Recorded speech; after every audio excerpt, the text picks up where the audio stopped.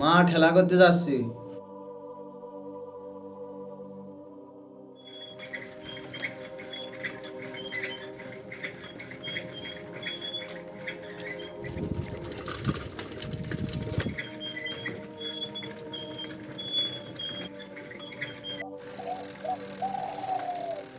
সেই কখন থেকে দাঁড়িয়ে আছি তোর জন্য, আর তুই এখন আসতেছিস? আরে আসবো তো, এই নে টাঙা।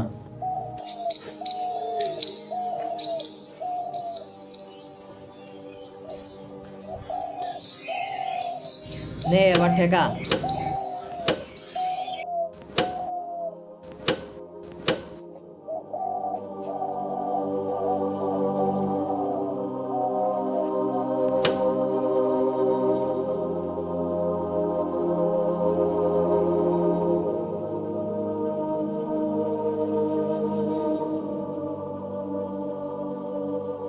আজান হয়ে গেছে, চল নামাজ পড়ে আসি।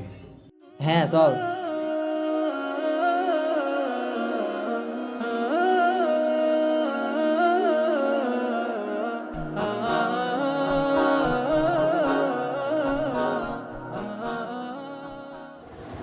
আল্লাহু আকবার,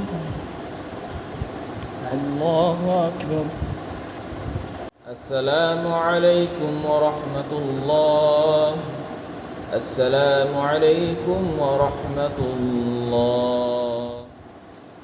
আমার সাইকেল। কি হলো?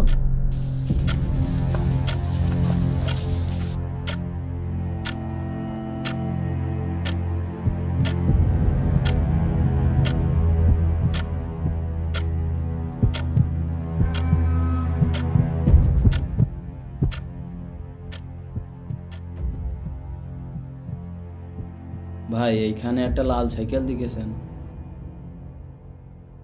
এই জায়গায় একটা লাল সাইকেল দেখেছো নাকি?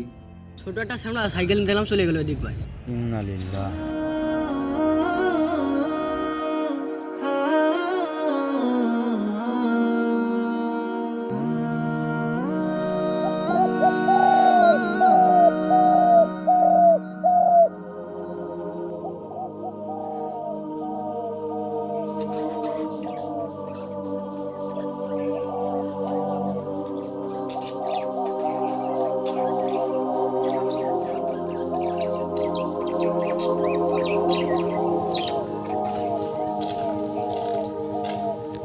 রায়হান, মন খারাপ করে বসে আছো যে, কি হয়েছে? হুজুর, আমার সাইকেল কে যেন নিয়ে চলে গেছে।